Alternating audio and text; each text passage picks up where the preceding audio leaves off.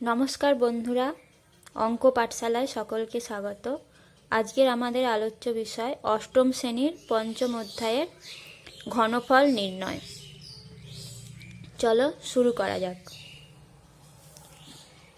ঘনফল নির্ণয় কথার অর্থ হচ্ছে, ঘনফল বলতে আমরা কি বুঝি?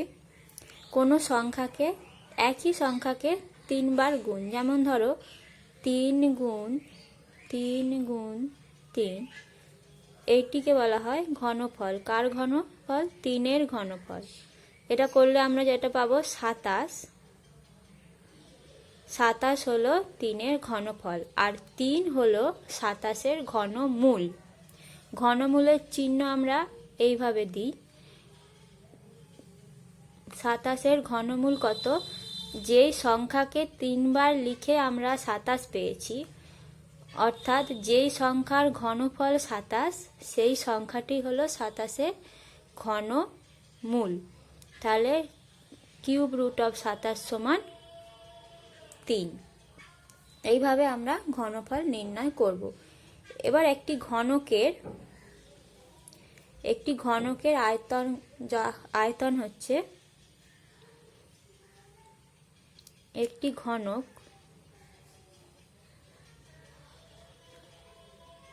যার বাহুর দৈর্ঘ্য ধরো a, যদি বাহুর দৈর্ঘ্য a হয় তাহলে ঘনকের আয়তন হবে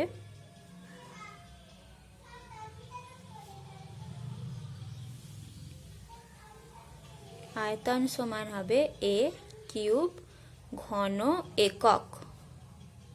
ঘন একক কেন? যদি ঘনকের একটি বাহুর দৈর্ঘ্য বলে দেয় a সেমি, সেক্ষেত্রে হবে ঘন সেমি। যদি বলে দেয় একটি a মিটার, তাহলে সেখানে ঘনকের আয়তন হবে a কিউব ঘন মিটার।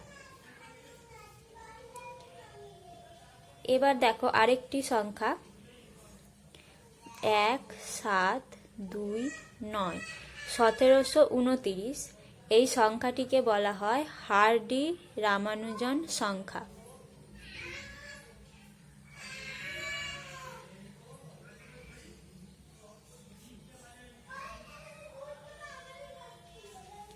হার্ডি-রামানুজন সংখ্যার বিশেষত্ব কি? রামানুজন একজন ভারতীয় গণিতজ্ঞ।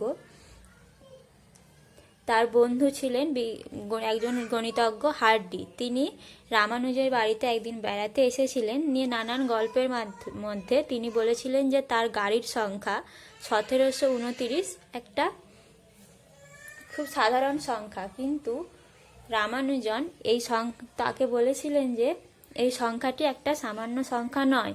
এই সংখ্যাটি হলো সেই সংখ্যা, সেই ক্ষুদ্রতম সংখ্যা যাকে দুটি সংখ্যার ঘনফলের সমষ্টি রূপে প্রকাশ করা যায়।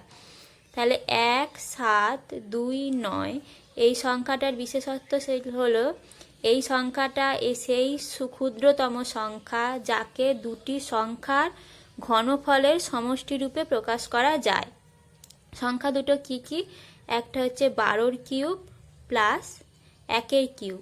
12-র কিউব কত? যদি আমরা 12কে 3 বার গুণ করি তাহলে পাবো 1728 প্লাস 1-এর কিউব 1। এটা করে আমরা পাই 1729। আবার অন্য দুটো সংখ্যার ঘনফলের সমষ্টি করে আমরা পেতে পারি 1729। কি সেই সংখ্যা দুটি? 10-এর কিউব প্লাস 9-এর কিউব। 10-এর কিউব মানে হচ্ছে 1000, 9-এর কিউব হচ্ছে 729। এই দুটি সংখ্যা যোগ করেও আমরা 1729 সংখ্যাটা পেতে পারি। তাহলে এখানে আরেকটি প্রশ্ন, আমরা খুব গুরুত্বপূর্ণ প্রশ্ন পেয়ে যাচ্ছি যে 1729 সংখ্যাটি গুরুত্বপূর্ণ কেন? তার কারণ এইটি হলো সেই ক্ষুদ্রতম সংখ্যা যাকে দুটি সংখ্যার ঘনফলের সমষ্টিরূপে প্রকাশ করা যায়। এরপর আমরা চলে আসছি তোমাদের কোষে, দেখি 5.1-এ।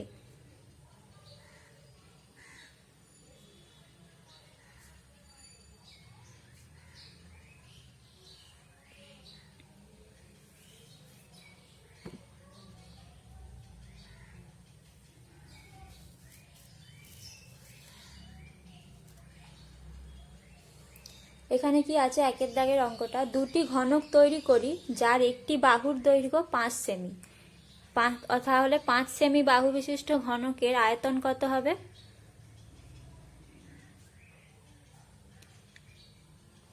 তারপর কি বলেছে, দুটি ঘনক তৈরি করি যাদের একটি বাহুর দৈর্ঘ্য 5 সেমি ও 1 সেমি। এইরকম কতগুলি 1 সেমি দৈর্ঘ্যের বাহু বিশিষ্ট ঘনক জুড়ে একটি বড় ঘনক পাবো। তাহলে প্রথমে আমরা কি করব, 5 সেমি বাহু বিশিষ্ট ঘনকের আয়তন বের করে নেব। তারপর 1 সেমি বাহু বিশিষ্ট ঘনকের আয়তন বের করে নেব। তারপর 5 সেমি বাহু বিশিষ্ট ঘনকের আয়তনকে 1 সেমি বাহু বিশিষ্ট ঘনকের আয়তন দিয়ে ভাগ করলেই আমরা সেই সংখ্যাটা পেয়ে যাব। তাহলে তাই করি, 5 সেমি বাহু বিশিষ্ট ঘনকের আয়তন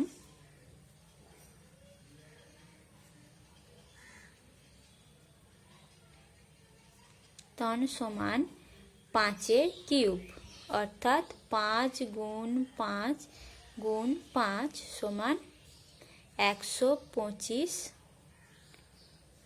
ঘন সেমি।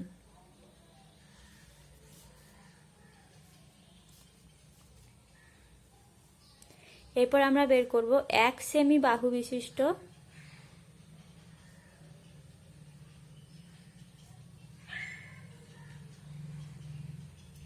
ঘনকের আয়তন। 1 সেমি বাহু বিশিষ্ট ঘনকের আয়তন কত হবে? 1-এর কিউব ঘন সেমি সমান 1 ঘন সেমি।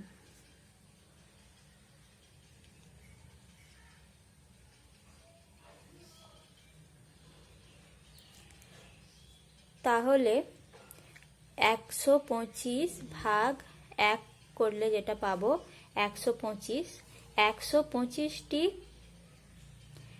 ছোট ঘনক দিয়ে 1 সেমি বাহু বিশিষ্ট ঘনক দিয়ে 1 সেমি বাহু বিশিষ্ট ঘনক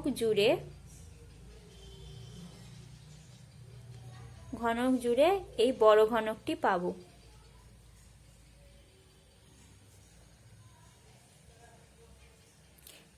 বড় ঘনকটি পাবো। তাহলে চলে যাই আমরা এর পরের অঙ্কে। 2-এর দাগের অঙ্কটিতে কি বলেছে,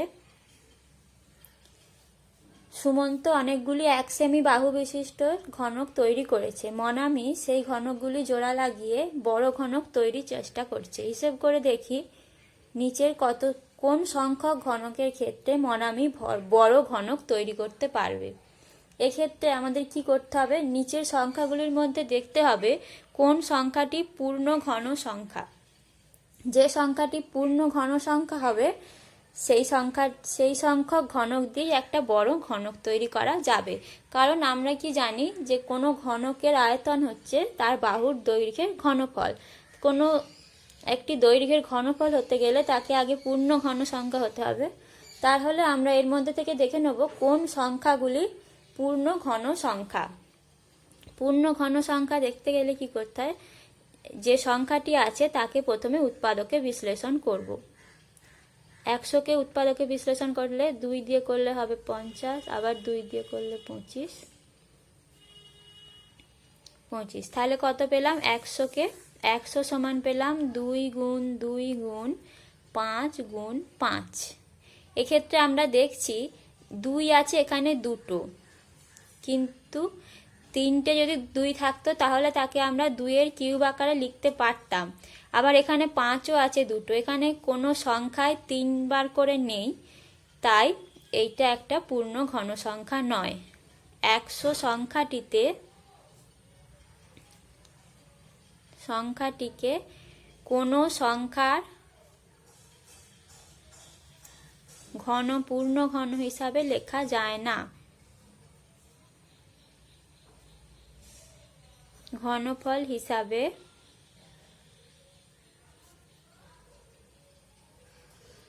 লেখা যায় না, তাই 100 সংখ্যাটি পূর্ণ ঘন সংখ্যা নয়।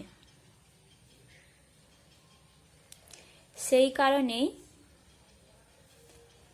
সেই কারণেই এখানে 100টি ঘনক দিয়ে মনামি ঘনক তৈরি করতে পারবে না। 2-এর দাগের 1-এর অঙ্কটা আমরা করলাম। এরপর চলে যাব আমরা 2-এর দাগের 2-এর অঙ্কটায়। এখানে কি সংখ্যা আছে? এখানে আছে 1000। 1000কেও আমরা উৎপাদকে বিশ্লেষণ করব।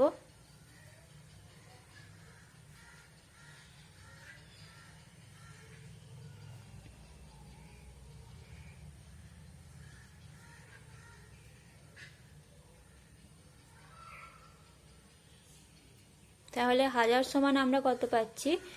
2 গুণ 2 গুণ 2 গুণ 5 গুণ 5 গুণ 5।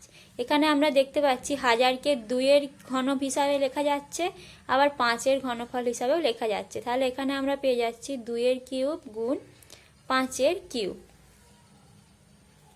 অর্থাৎ এখানে 1000 সংখ্যাটি পূর্ণ ঘন সংখ্যা।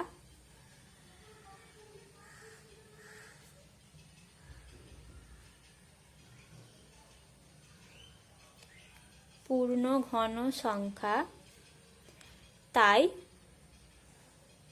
1000টি 1 সেমি বিশিষ্ট ঘনক দিয়ে একটি বড় ঘনক তৈরি করা যাবে। এইভাবেই আমরা 3, 4, 5, 6 প্রত্যেকটি সংখ্যাকেই উৎপাদকে বিশ্লেষণ করে দেখে নেব। যদি তারা পূর্ণ ঘন সংখ্যা হয় তাহলে আমরা বলতে পারবো যে মনামি অত সংখ্যক ছোট ঘনক দিয়ে বড় ঘনক তৈরি করতে পারবে। এরপর চলে আসি আমরা 3-এর দাগের অঙ্কে। 3-এর দাগের অঙ্কে বলেছে নিচের সংখ্যাগুলি কোনটি পূর্ণঘন সংখ্যা নয় লিখি। এই অঙ্কটাও ঠিক আগের মতন করেই হবে। প্রথমের অঙ্কটি কি আছে দেখি। 3-এর দাগের 1-এরটা 216। একে আমরা উৎপাদকে বিশ্লেষণ করব। উৎপাদকে বিশ্লেষণ এখানে 2 দিয়ে যাবে, 2 দিয়ে ভাগ করছি, তারপর আবার 2 দিয়ে যাবে, ভাগ করলে হয় 108কে 2 দিয়ে ভাগ করলে হয় 54, আবার 2 দিয়ে 54কে ভাগ করলে পাবো 27, 27কে আবার 3 দিয়ে ভাগ করলে পাবো 9, 3কে 3 দিয়ে ভাগ করলে পাবো 3কে 9 দিয়ে ভাগ করলে পাবো 3। তাহলে 216 সমান আমরা কত পেলাম? 2 গুণ 2 গুণ 2, 3 গুণ 3 গুণ 3। এখানে আমরা কি দেখতে পাচ্ছি? 3টে 2-এর গুণফল, অর্থাৎ 2-এর একটা ঘনফল আমরা পেয়ে যাচ্ছি। 2-এর কিউব, আবার এখানে 3টে 3-এর গুণফল মানে 3-এর কিউব পেয়ে যাচ্ছি। এক্ষেত্রে কি দেখতে পেলাম? 216 সংখ্যাটি একটি পূর্ণ ঘন সংখ্যা। অতএব 216 সংখ্যাটি পূর্ণ ঘন সংখ্যা। এরপর আমরা করব 3-এর দাগেরই 5-এর অঙ্কটা।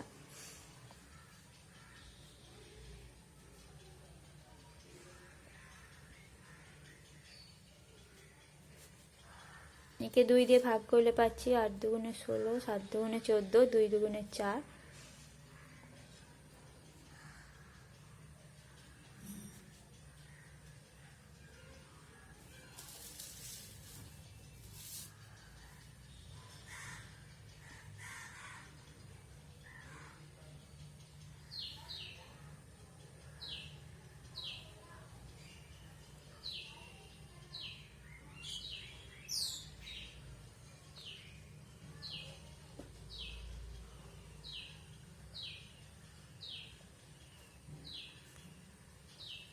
এরপর এটা আর ভাগ করা যাবে না।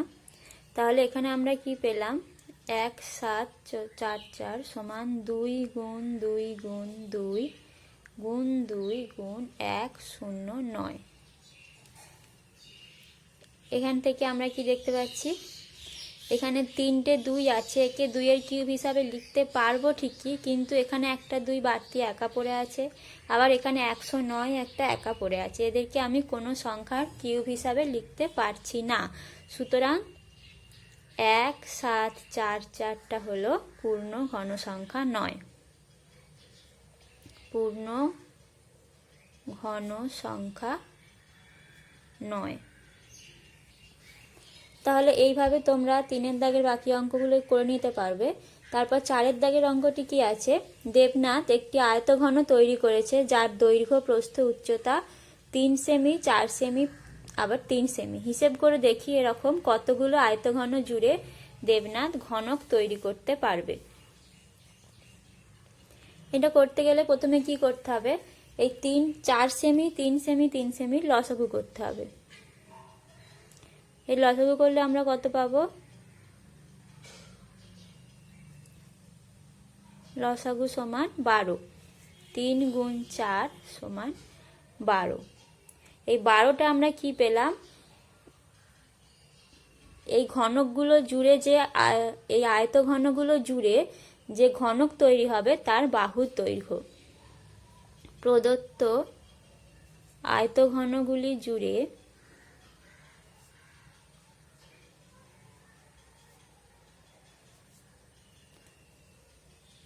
জোড়া লাগিয়ে যে ঘনক তৈরি করা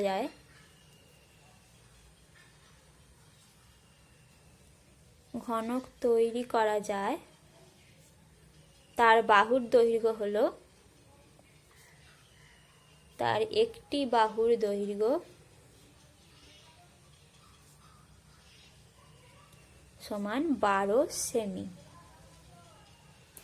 তাহলে এই 12 সেমি বাহু বিশিষ্ট ঘনকের আয়তন কত হবে?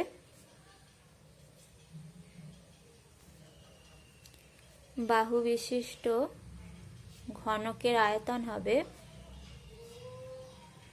12 কিউব।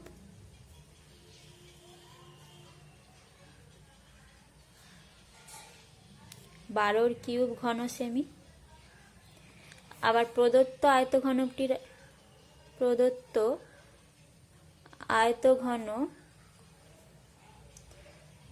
আয়তন কত? আয়তঘনকটির আয়তন সমান 4 গুণ 3 গুণ 3 ঘন সেমি।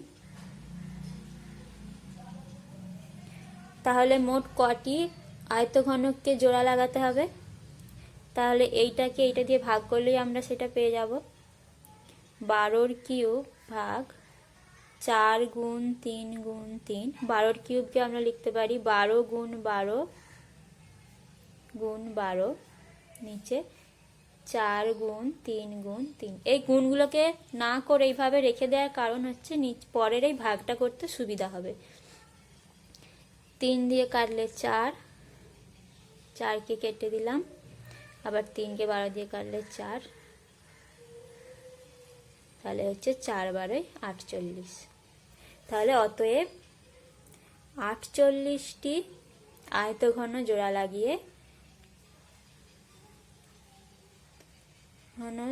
লাগিয়ে একটি ঘনক তৈরি করা যাবে।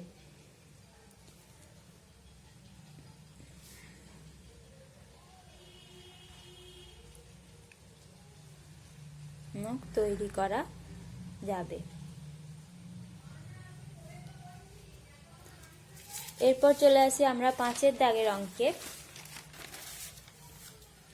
5-এর দাগের অঙ্কে কি বলা হয়েছে? নিচের সংখ্যাগুলিকে ক্ষুদ্রতম কোন সংখ্যা দিয়ে গুণ করলে গুণফল পূর্ণবর্গ সংখ্যা হবে?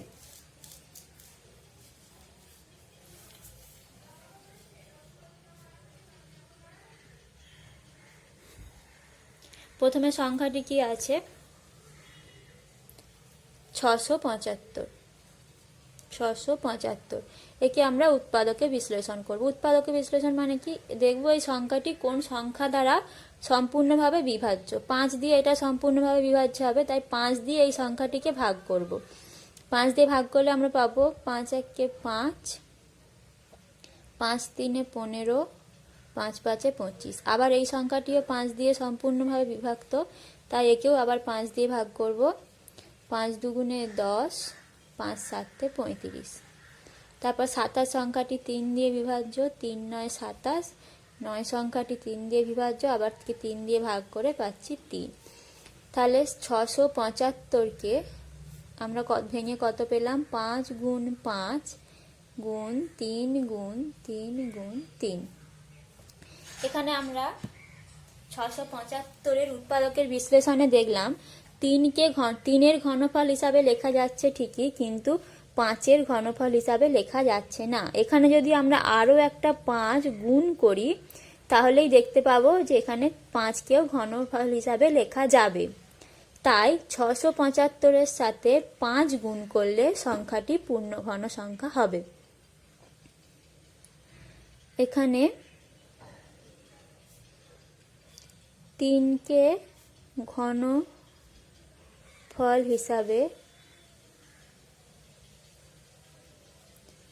লেখা যায়, কিন্তু 5কে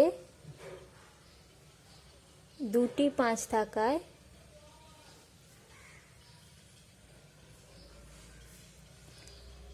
ঘনফল হিসাবে লেখা যায় না।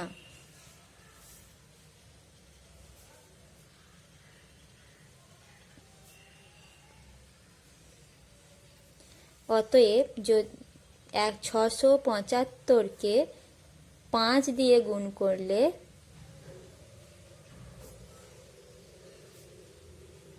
গুণফল পূর্ণ ঘন সংখ্যা হবে। ফল পূর্ণ ঘন সংখ্যা হবে। এবার আশা করি 5-এর দাগের প্রত্যেকটা অঙ্কই আমরা করতে পারবো। ঠিক এইভাবেই করতে হবে অঙ্কগুলো। এরপর আমরা চলে যাই 6-এর দাগের অঙ্কে। বলেছে নিচের সংখ্যাগুলিকে ক্ষুদ্রতম কোন ধনাত্মক সংখ্যা দিয়ে ভাগ করলে ভাগফল পূর্ণ ঘন সংখ্যা হবে।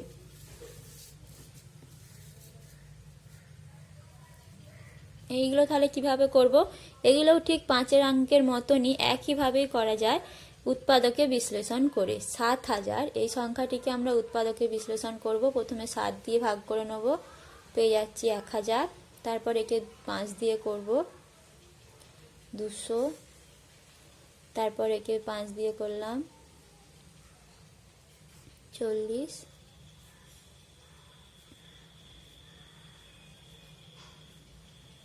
তাহলে 7000 সমান কত হচ্ছে? 7 গুণ 5 গুণ 5 গুণ 5 গুণ 2 গুণ 2 গুণ 2। এখানে আমরা কি দেখতে পাচ্ছি? 3টে 5-এর গুণফল আছে, 3টে 2-এর গুণফল আছে। তাহলে 5 আর 2কে ঘনফল আকারে লেখা যাবে, কিন্তু এখানে 7টিকে লেখা যাবে না। এখানের এই রাশিটা থেকে যদি 7টাকে বাদ দিয়ে দিই তাহলে কিন্তু পুরো সংখ্যাটা পূর্ণ ঘন সংখ্যা হবে। 7কে বাদ দিয়ে দেওয়া মানে এই সংখ্যাটাকে যদি আমরা 7 দিয়ে ভাগ করি তাহলে সংখ্যাটি পূর্ণ ঘন সংখ্যা হবে। তাহলে উত্তর কত হচ্ছে? 7000কে 7 দিয়ে ভাগ করলে ভাগফল পূর্ণ ঘন সংখ্যা হবে।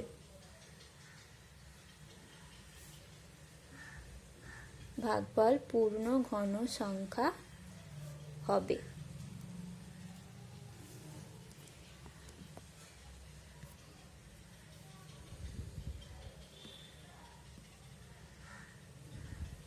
এরপর চলে আসি আমরা 6-এর দাগেরই 5-এর অঙ্কটায়। 6-এর দাগের 5-এর অঙ্কটা কি আছে? 775। 5-এর দাগের 1-এর অঙ্কটাতেও আমরা 775কে দেখেছি 5 দিয়ে গুণ করলে গুণফল পূর্ণবর্গ সংখ্যা হবে। এখানে যদি উৎপাদকে ভাঙলে আমরা পাচ্ছি এটা। এবার যদি বলি 675কে কত দিয়ে ভাগ করলে ভাগফল পূর্ণবর্গ সংখ্যা হবে, সেখানে কি করতে হবে? দেখো 5 এখানে ভেঙে দেখলাম যে 2টো 5 আছে এবং 3টে 3 আছে। এখানে তার মানে কি 3কে আমরা ঘনফল হিসাবে লিখতে পারছি, কিন্তু 2টি 5কে পারছি না। একে কত দিয়ে গুণ করলে মানে আরেকটা 5 এদের সাথে অ্যাড করলেই সেটা পূর্ণ ঘন হয়ে যেত, কিন্তু কত দিয়ে ভাগ করলে যখন বলা হয়েছে তখন দেখো এই 2টো 5কে বাদ দিলে বা 2টো 5কে ভাগ করলে তবেই এটা পূর্ণ ঘন সংখ্যা হবে।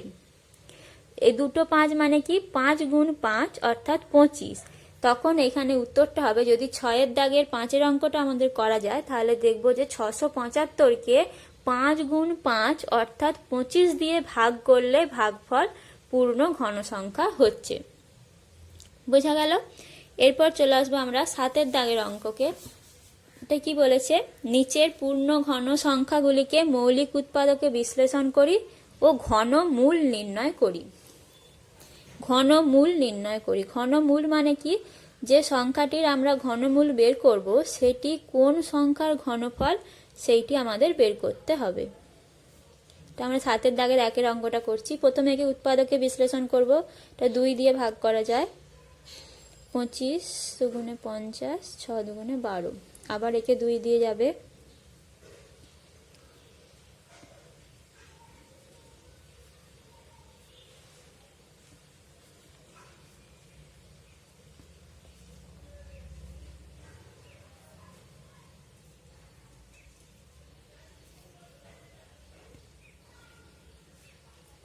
তাহলে কত পেলাম, 512 সমান 2 গুণ 2 গুণ 2 গুণ 2 গুণ 2 গুণ 2 গুণ 2।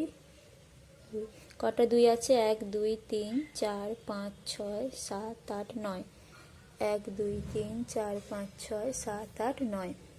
বোঝা গেল? এভাবে আমরা গুণ দিয়ে রেখে দিলাম। এরপর কি লিখব, 3টে করে আলাদা করে আমরা কিউব দিয়ে লিখব। এই 3টে 2-এর জায়গায় আমরা লিখব 2-এর কিউব গুণ, আবার এর জায়গায় লিখব 2-এর কিউব গুণ 2-এর কিউব। সব কিউবগুলোকে এক কাছে এনে গুণগুলোকে আলাদা করে কি লিখব, 2 গুণ 2 গুণ 2 তার হোল কিউব।